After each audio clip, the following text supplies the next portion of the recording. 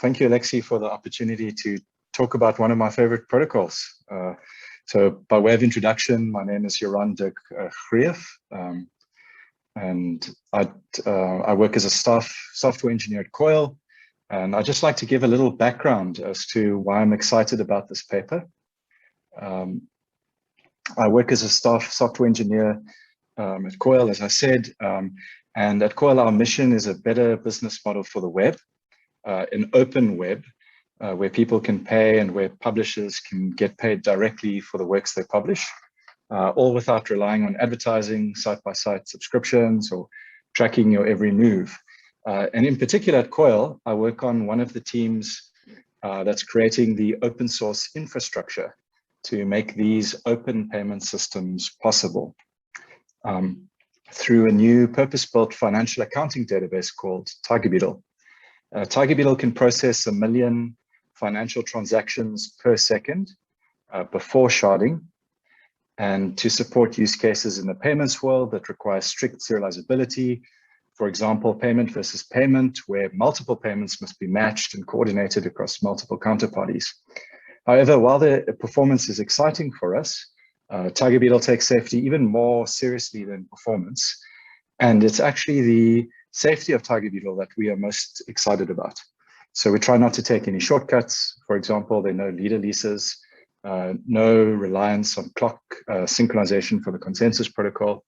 And thanks to the great storage fault research coming out of the University of Wisconsin-Madison, such as protocol-aware recovery for consensus-based storage, TigerBeetle also has an interesting storage fault model.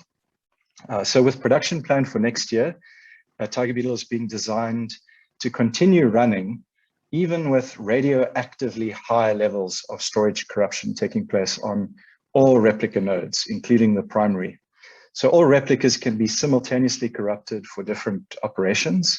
The kernel page cache can misrepresent the state of data on disk.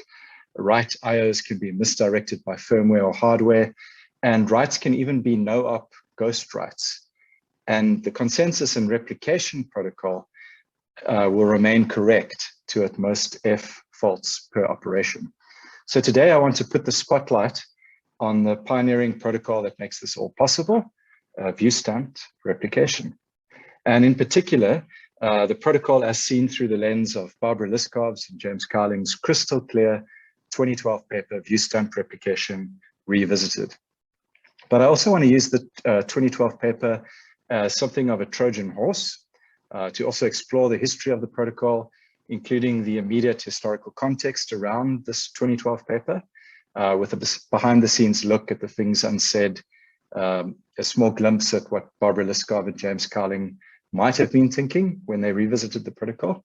And finally, I'd like to end just by taking a look at where Viewstamped Replication is today, with a $20,000 consensus challenge called Viewstamped Replication Made Famous. Of course, this wouldn't be a Trojan horse if we didn't start out with one or two thought-provoking true or false questions, which is my favorite way to start.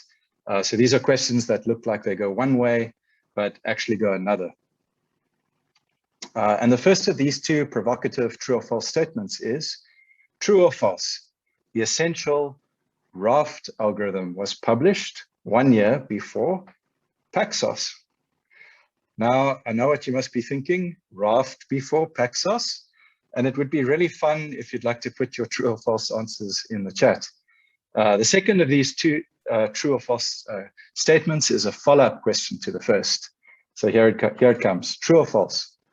Readable versions of various aspects of the essential raft algorithm were published at least twice and at least 2 years before raft.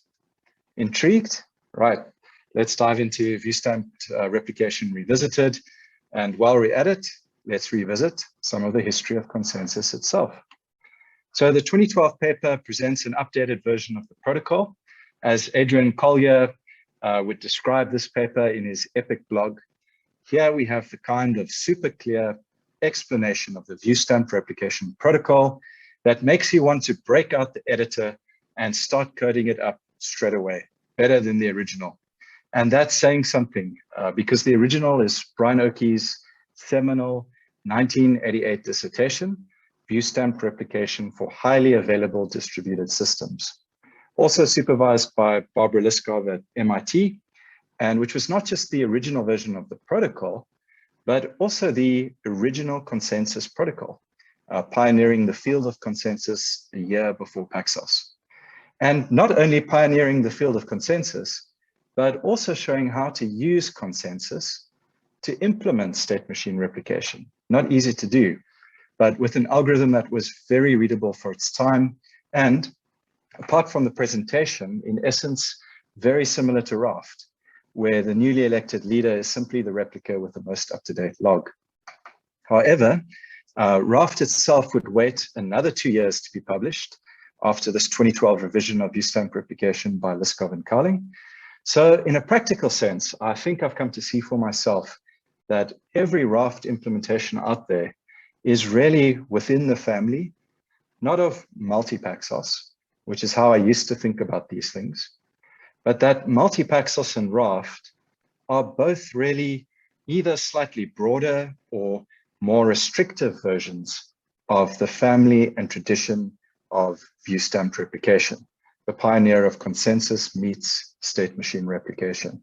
Of course, we can only say this because hindsight is 2020, but I do believe that the paper we are about to look at now has to be one of the clearest, most elegant explanations of consensus and state machine replication in the literature. While there are a few tiny cracks around the edges of the paper, we're nevertheless going to see several advantages that are perhaps completely unique, that tower above them all, with design decisions that invite us to rethink and ask questions about how we evaluate distributed consensus and replication protocols.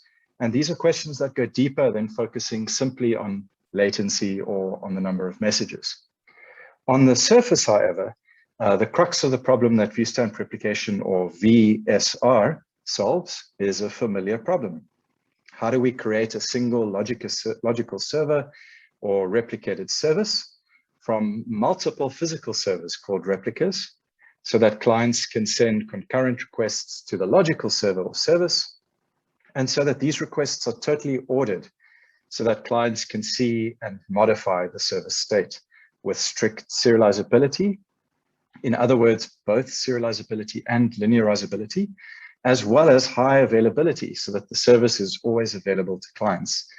Even while a minority, i.e. at most F of 2F plus 1 individual replicas, which are non-Byzantine and not malicious, even while they may crash and recover.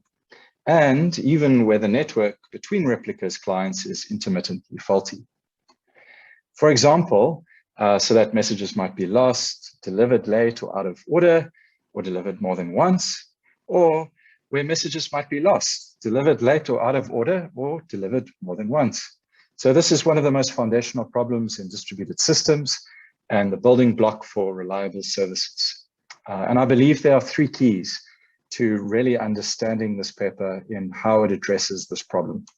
So the first key to the paper is to ask how many batteries are included. So how does the paper break out the problem into smaller problems? And I think we're actually going to be really surprised at how it does this, if you haven't noticed it yet before. The second key is to ask, what are the demands placed on the hardware? Perhaps a question that's a little unusual to ask for a protocol that deals only with non-Byzantine process failures in the network fault model, but a question which shows why this paper is so important, not only as theory, but as one of the few designs that actually make sense for real-world production implementation. Finally, the last question to really get to the heart of the paper has to do with dealing with the simplicity and elegance of the paper itself, which means there are going to be things that are left unsaid. So we need to ask ourselves, where is the paper leading our thinking? And I hope this is also going to be really exciting for us to dig into, especially in the Q&A. So let's take a look at the batteries that the paper includes. There's a huge amount of ground covered in only 14 pages. But I think the essence of the paper centers on 3 sub-protocols.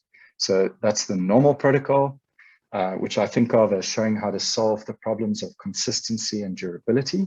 So total order, consistency, durability. And then there's what is called the view change protocol, which is how do we make the service highly available? And in fact, this was one of the surprises for me with Brian Oakey's original dissertation. The emphasis being not so much on fault tolerance or consistency, but on how to do these both with high availability. In other words, automated seamless failover while maintaining strict serializability. So the view change isn't just to do with strict serializability, it's actually the high availability with everything that comes with it. And finally, there's this hidden unique gem that I don't see covered in other protocols, at least as far as I've read. And this is the recovery protocol. And this asks the question, how do we keep the consensus protocol correct when replicas become aware that they may have lost state? So beyond these three sub-protocols, the paper spends plenty of time on pragmatics, especially how to optimize the view change. And the size of messages exchanged during the view change is something for which I've seen people, unfortunately, sometimes criticize this paper. However, I don't think it's fair, really, to criticize the view change protocol in this respect, because as an engineer, it's always been fairly obvious to me, even without all the pragmatics suggested in the paper, and there's a lot, how these ideas would be efficiently implemented. So in fact, like with us having done this for Tiger Beetle, I don't see how we could make it more efficient than the single network packets that we currently exchange during the view change. There are also strong reasons not to deviate from the view change protocol presented here, which we'll get to. So these optimizations that the paper presents are welcome, and the paper is pretty solid, I think, when it comes to these optimizations. So I don't think we need to spend more time on that now. Where I would depart from the paper, however, is in the fringe stuff. And here I see only two minor flaws. Firstly, the client recovery protocol. And this deals with how do clients ensure idempotency of their requests after a crash? So client crashes, comes back up. How does it figure out what its next request number should be, and so on? So here we actually found a correctness bug in the paper for successive client crashes that can, in very rare cases, cause requests and clients to be mismatched. So there is a bug to be aware of, 4.3 client recovery, but again, it's a fringe section of the paper. The only other place where I would want to depart from the paper is perhaps the reconfiguration protocol. And that's just because I heard from James Cowling that apparently Dan Ports had found a subtle bug here. So I'd love to know more about this from Dan. I don't, but apparently it's there. But these are not the core of the paper for me. It's pretty trivial to solve client sessions by registering the session number through the log. And there's plenty of literature also on how to do reconfiguration, also running through the log. So I'm going to skip over the pragmatics, which are pretty solid, skip over the client recovery reconfiguration protocol just because of the bugs and because we didn't implement them for Tiger Beetle. And I'm rather going to focus on the meat of the paper, I believe, which is the three big batteries. So let's dive into the normal protocol. The normal protocol. So to solve the problem of consistency and create a totally ordered log of client operations across the replicas, VSR simply nominates one replica as the primary. And the primary has the job of ordering client requests. The other replicas are backups that simply accept the order selected by the primary. Replicas that aren't the primary simply ignore requests from clients or forward these onto the primary as an optimization. What's pretty interesting is that the protocol simply starts up with the primary always being the first replica or the replica with index 0. So if you have a fixed sort order for the arrays, then the protocol starts up with replica at index 0 being the primary. So there's actually no view change that needs to happen first. And this detail for me makes the paper really nice to read because the paper leads with replication first, it leads with the normal protocol, and it follows with consensus later rather than the other way around, which is typically the case. So interesting detail about the paper structure, and that flows straight out of the whole approach of Liskov and Cowling to the revision. So this is how the normal protocol works. Each client has something like a unique 128-bit client ID. This is just used for routing messages, as well as an increasing client request number. So this client request number is so that the primary, which remember is replica 0 to start off, the primary can deduplicate client requests if they are replayed by network fault, or so that the primary can resend the reply to a request if the reply was previously dropped by a network fault. So clients are allowed at most one in-flight request at a time, and that's just to keep things simple. A client sends a request message to the primary to attempt to see or modify the service state. And when the primary receives a new request message from the client, it simply increments what is called the primary's operation number or op number and assigns this op number to the request. So that's order done. For durability, before replying back to the client and before touching the service state, this ordered request is first replicated to each replica. And it basically, the primary just puts the request inside what is called a prepare message. And then each replica acknowledges the receipt of this prepare message with a small prepare OK message back to the primary. And when the primary receives a majority of these prepare OK messages, including from itself, it knows that a majority of the replicas now have the client request. So there's durability, so long as no more than a minority of replicas or at most F replicas fail. So at this point, with the majority of prepare OKs in hand, the primary now commits the client request to its state machine. And the state machine is essentially just a pure function. It takes the existing service state, applies the client's request message as an input, and outputs the new service state. When the primary commits the request to the state machine, it also bumps what is called the primary's commit number. So it knows that the op number for this request is now committed. Committed being just to the state machine. So then the primary replies with the result of the operation back to the client. And when the next client request comes in, maybe from another client, doesn't matter, when the primary replicates this next client request in the next prepare message to the other replicas, then it will also include its commit number. So now the other replicas can then also commit the previous request to their state machines, and they'll just stay one step behind the primary. So the commit number just piggybacks on successive prepared messages. So if there are no client requests for a while, if the cluster is idle, then the primary will periodically ping the other replicas and just send the commit number so they know the primary is still up and available to clients. And using a primary like this, it provides a simple solution to the ordering durability requirement. But what happens if the primary fails? So how do we ensure high availability from the perspective of the client? So VSR's solution is to allow different replicas to assume the role of primary over time with what is called the view change protocol. It's called the view change protocol because it allows each replica in the logical server or service to literally see who the primary should currently be. It's kind of like virtual reality. It's pretty magical because if you know who the primary currently is, then you can even predict who the next primary will be, which opens the door for all kinds of really cool optimizations. It's kind of like a loaded consensus algorithm, which is amazing. It's taking consensus to the next level. So the next primary is not a random decision. Instead, the way it works is that each replica, in addition to the in-memory op number and commit numbers we've seen, each replica also tracks an in-memory number called the view number. If the view number is currently 0, if you take the mod of the view number by the number of replicas, then you can immediately see that the primary is replica 0. And then replica 0 will only process client requests when its view number indicates that it's the primary. Otherwise, it will just ignore or forward them to the primary of the current view number. So it doesn't really matter which replica clients initially send requests to. Clients will quickly learn who the latest primary is when they get back a reply, because this reply can also carry the view number. So if the view number is 1, then replica 1 would see itself as the primary. And if the view number is 2, then replica 2 will see itself as the primary.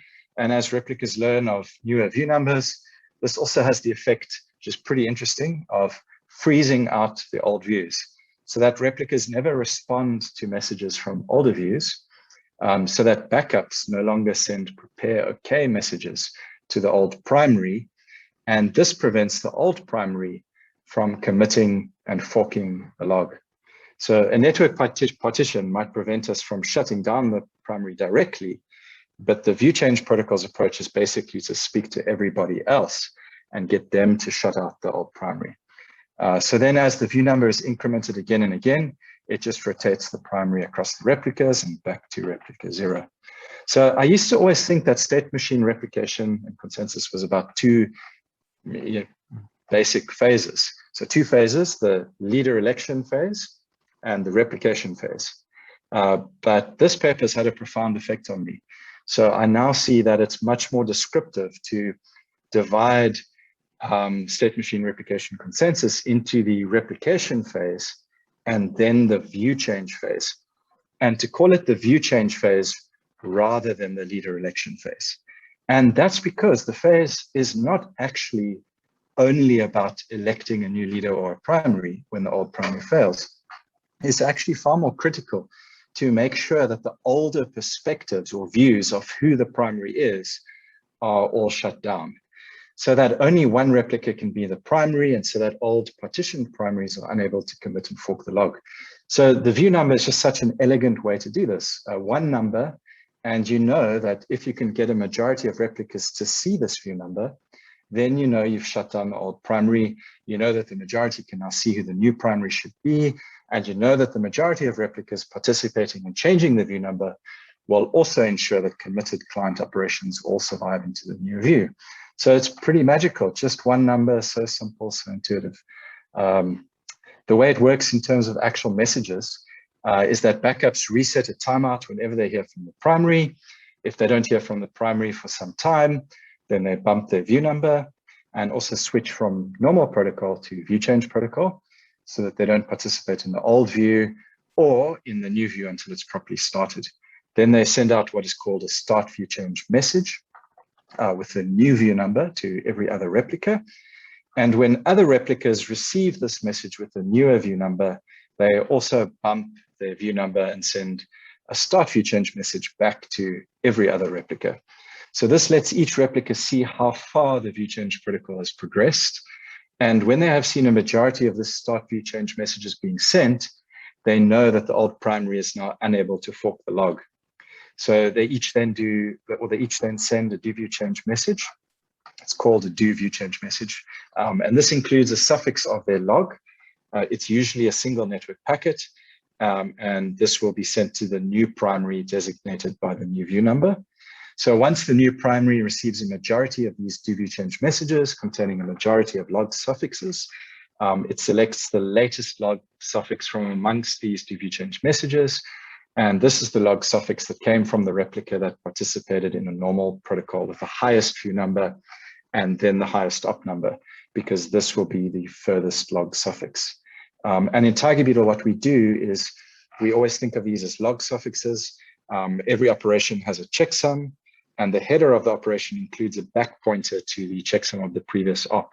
So if you have the log suffix, that's enough to work your way backwards and repair, and you've got nice content addressable safety. So you've got hash chaining to verify, it's extra scaffolding to make sure that you're not forking things, and you can be sure you've got the suffix of the log, you can work backwards, and that's fine. So the new primary can then repair itself, starting with this log suffix, and start the view by sending a start view message with this latest suffix to the replicas. Again, all of this is just single network packets, so less than 124 bytes. And the other backups can then update their log to the latest suffix, switch back into normal protocol. They can then repair asynchronously.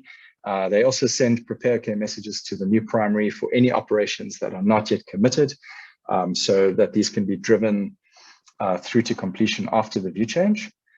So the view change protocol is really doing three things: stopping the old view, ensuring operations survive into the new view, and then starting the view change or starting the new view back into the normal protocol. So something to remark here is, to remark on here is just that the paper, because the paper presents these protocols in terms of message passing and not in terms of RPC. So it's really subtle in the paper, so you can almost just read over it. But everything is message passing. It isn't RPC. It's actually, the paper is naturally leading your implementation towards something like a multipath routing message bus. So where the client might send a request to the old primary, have the primary replicate it, just before crashing. And then the client can immediately receive the reply back from the new primary after the view change completes, all without even having to retry the request, which is pretty amazing. It couldn't have a lower latency view change, less impact on clients than this. And an RPC approach wouldn't guide you towards that in your engineering. So it's the little things like this, such as message passing over RPC, that I think make this paper really classy. And it's at this point, I think, that it's worth taking a step back also and asking what demands are placed on the hardware by the normal protocol we've seen and by the view change protocol that we've seen. Because I feel if we can do this, if we can ask, what demands are placed on the hardware, then I think this just puts the paper in a whole new light. So what's actually incredible here is that everything you have just seen is not an illusion, but it is all in memory, which is a pretty amazing illusion. So this is one of the few consensus protocols, at least that I know of, and perhaps it's one of the only consensus and state machine replication protocols. I don't know, but this is one of the few that does not require any writes to disk or to stable storage for the view change to be correct. So you get this correct consensus with no demands on the disk. So in other words, the consensus aspect of VSR is 100% correct, even with what I like to call a near Byzantine fault model.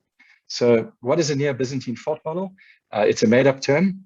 Maybe it's real, but for us, this is where processes can crash, when the network can at times be faulty, but where the storage can be completely Byzantine. So the storage can be out of this world crazy. So writes to the disk can be no ops, and the protocol will remain correct, simply because it places no demands at all on the disk for correctness. And you can get this kind of near Byzantine safety with VSR, but without the overhead and cost of actually running a Byzantine fault tolerant protocol, which no one seems to do these days. At least on, if you're doing typical state machine replication. Obviously, Byzantine stuff is really important in the blockchain world. So this is incredibly valuable for a production implementation.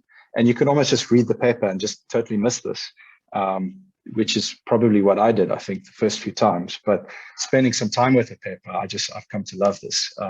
So especially, if you've got a realistic storage fault model, and where that includes misdirected writes, because they do happen. They're very rare, but they do happen.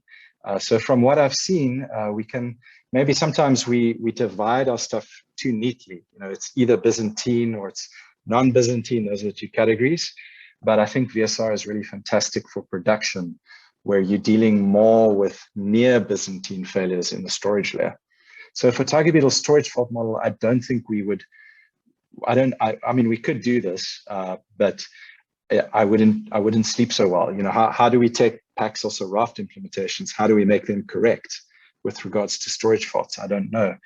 They just don't venture into this terrain. So they have the formal proofs, but they don't include a storage fault model. So they're not safe in the presence of real world storage faults. And it's not just a question of, slap on some checksums. So this is also what I love about the protocol aware recovery paper from Wisconsin-Madison, that obviously this reading group we've looked at before, because these are papers that are starting to ask questions about what it takes to do consensus in production environments, and showing why it's not enough just to use local storage fault detection techniques alone, like checksums, or even ZFS, as awesome as that is. And that's because the local storage and global consensus protocol, they need to actually be integrated for correctness, but also to maximize availability, as the PAR paper goes into. And it's also not like the VSR paper prevents you from writing to disk during the normal protocol. In fact, quite a few times throughout the paper, it encourages this, again, in the pragmatic section. So obviously, Tiger Beetle, that's what we do. We're writing as kind of like a write-back cache. It's just that you don't need to write to disk for your consensus to be correct. So again, this just feels to me like it's ideal for modeling a write-back cache. And this is the way we often think of production systems as engineers. So it just seems a much more solid foundation for us to be building our systems on. And that's because the paper's not done yet. So the third battery that's included, it's also something that to me seems to be completely missing from other protocols. Maybe they're there and I haven't seen it, but this battery is the recovery protocol. And the recovery protocol answers the question, how do we recover when we become aware that a replica might have lost operations that were acknowledged to a client? So in other words, we might have lost committed ops on maybe a minority of the cluster. What do we do? Is the protocol going to help us out? Is it going to tell us what to do? So VSR is going to. That's why it actually has a few more message types compared to other protocols, because it simply has more batteries. So for example, if a replica starts up after a crash, how can it be sure that a misdirected write hasn't caused the replica state to regress to an older view? So you'll see I'm presenting this also from a production perspective, where operations are probably being written to disk. So this is not only about recovering when in-memory state is lost after a crash, but this is crucial to correctness, because when a replica recovers after a crash, it cannot participate in request processing or view changes until it has a state at least as recent as when it failed. That's crucial. So if it could participate sooner than this, then the system can fail. And yet, while crucial to correctness, this is often not addressed by state machine replication protocols that assume the storage layer is pristine. And I find this remarkable because, we all, if you've loved RAID growing up, RAID arrays, we all know the RAID 5 problem. If you have one failure, don't trust the next one to be pristine. But sometimes this is what we do with consensus replication. So for me, in addition to the elegant view change protocol, the recovery protocol is really the hidden gem in the 2012 edition of the paper, because here we have a recovery protocol that is immune to storage faults and that treats the disk as a nice to have, not as a necessity for correctness. I just think that's a much better place for us as engineers to be starting from when we want to be implementing consensus. So the recovery protocol works as follows. The recovery covering replica generates a random nonce. So, cryptographic pseudorandom number generator, get a 128-bit number. It sends a recovery message, including this nonce, to the other replicas. Only replicas participating in the normal protocol respond to this message, very important. And then the backups reply with their view number, and they include the nonce. So the response is the view number, the nonce, and then the primary also includes its log suffix as part of the response. Then the recovering replica waits to receive at least F+1 responses from different replicas, all containing the same nonce that it sent in its recovery message, and including at least one response from the primary of the latest view that it learns of in these messages. So then the recovering replica updates its state using information from the primary, switches to the normal protocol, and the recovery protocol is complete. So having looked at the three big batteries that are included, having seen how VSR takes a really radical approach to placing less demands on the hardware, let's take a quick look at the things left unsaid by the paper before we end by looking to the future. So I think this is an elegant paper. It's packed full of powerful ideas, and they're almost understated. There's a relatively small amount of space.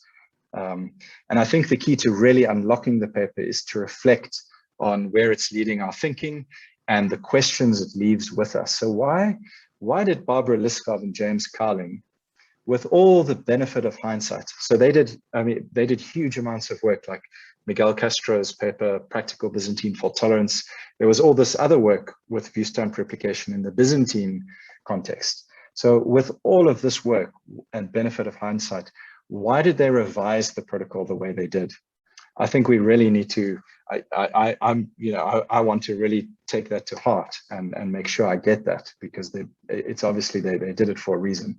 So for example, how should we evaluate view change protocols in general? Like if we're comparing Raft, VSR, or multi-Paxos or anything else. Are we only going to talk in terms of latency of the view change, or the number of messages, or are there going to be other factors that we consider as distributed systems researchers or engineers, like in my case? So do we appreciate the power of bounded deterministic algorithms? So for example, barring the FRP result, here the view changes seems to be guaranteed to elect a new primary. even if we have successive view changes, and the duration of these view changes can be bounded. So if the primary would take too long to repair, well, we just set a timeout on the view change, and we know, right, if the new primary is totally lagging, well, it's a few hundred milliseconds, and we're going to hop over to the next primary. And a cluster of 3, I mean, by then, you know for sure you've got the latest log. Cluster of 5, your odds are just getting better and better. But it's deterministic, it's bounded. And because it's deterministic, it means we can have additional assertions also in our code. So for more verifiability on who we expect the new primary to be. So it's easier to verify an algorithm if it's deterministic. And we can also do interesting things like optimize for, flexible Paxos synchronous replication. So the primary can replicate, and the synchronous part of replication, we can hone in on who we know the next primary will be. So they've always got the latest log. So you can do all kinds of cool things. Geographical placement, place your replicas in a circle. And it's just round robin, really nice. So also because it's deterministic, we know that if there's any sticky issue with the replica, that would be the new primary because it has the latest log suffix, then we can actually cycle through until we find a stable primary without getting stuck simply because our view change protocol is forcing us to always go to a particular replica. That could be really bad for availability if we've got some kinds of network conditions that are prompting the view change, but our view change is now getting stuck on a particular replica. So maybe not so great to be too sticky. So it solves that nicely. And we're also no longer expecting the new primary to always have a pristine log. So it's a realistic expectation. We're recognizing that being able to repair the new primary is just going to be essential for high availability. And I guess another question that we might want to ask is, do we appreciate stable, robust, intuitive algorithms, or are we perhaps too comfortable or too tolerant of races? Random algorithms have got a lot of power, and I love random algorithms. But for a view change protocol where we're actually dealing with like tricky network faults and we want high availability and stability, are we maybe getting too comfortable with just saying, look, let's have a random view change, even if it's a virtuous race? And that's why I really like this view change protocol, because it's deterministic. So everybody knows who's the next primary is going to be. You don't even need to, pad your timeouts with waste, to randomize them out. Everybody has got the shortest timeout to start a view change, and everybody knows who it's going to be. And 99% of the time, that replica is going to have the latest log because it's not lagging. If it is lagging, well, it's bounded, and you've got all these nice properties. So I really think this is a fantastic revision to the protocol. And probably this is the view change is what really separates the two editions. So these are all just questions I've started asking myself since having the privilege recently of spending some time. I actually got to chat with Brian Oakey. We caught up recently, the last few weeks, a few times we've been chatting, and it's been incredible and amazing. You just learn so much. You can say 5 minutes and it just changes your outlook on everything. The same thing, I got to spend some time with James, just to hear their thinking on aspects of these protocols that I'd never considered before. I just thought latency, number of messages, but I think there's so much more to it than this. So that's where I'd like to end. Just to let you know that Viewstamped Replication is alive and well, and that you can also listen to James and Brian yourself, learn from them. You can do that through 2 back-to-back interviews that we did a week ago to kick off something called Viewstamped Replication Made Famous. So this is a campaign by COIL. We want to get students more excited as they start learning about consensus and state machine replication. It seems like a good idea. Like, let's approach the subject through perhaps what is a more intuitive lens. Why do we shoehorn everything into this thing that we don't really implement called multi-Paxos? Let's go to the beginning. Viewstamped replication, really nice and clear, intuitive. Plus, we kind of being true to the history of consensus. I think we can definitely include everything else. So I like to spend a lot of time in Diego's thesis. It's fantastic, but I think we should be bringing it all together. And I just think that VSR is the perfect vehicle to do that. So this campaign, here it is. it's not just getting people excited about VSR, it's the interviews, but it's also an implementation of VSR. Some of the stuff is still being worked on. A lot of it is there, and it's something that students and anyone can hack. And if you can, you could earn a bounty of up to $3,000 for a correctness bug.